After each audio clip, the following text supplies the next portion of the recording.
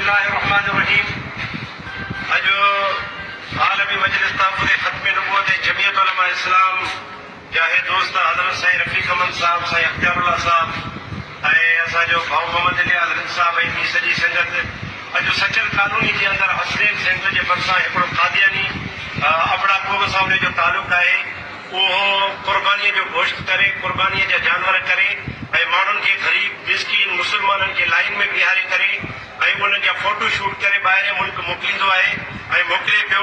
अल्हम्दुलिल्लाह हे बरवक़्त नौजवान पहुची करे उन्हनि जी रस्ता रोक कई अथऊं ऐं असां कानूनी क़दम खणी करे हींअर सचल थाणे ते पहुता आहियूं त इन बेग़ैरत काफ़िर खे लगाम ॾिनो वञे ऐं जेको आहे इन खे रोकियो वञे।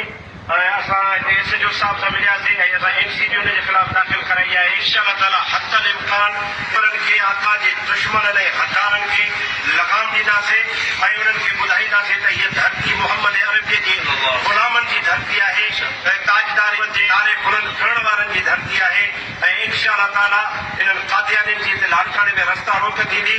कानूनी तरीक़े सां असां हाणे वरी बि हिते थाणे ते बीठा आहियूं।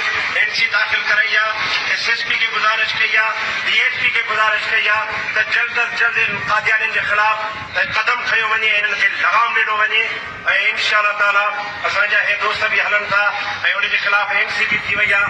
असां कोशिशि कई आहे त इन सूर खे हिते गिरफ़्तार कराए करे पोइ त वठंदासीं इंशाअल्लाह। ख़त्म नबूवत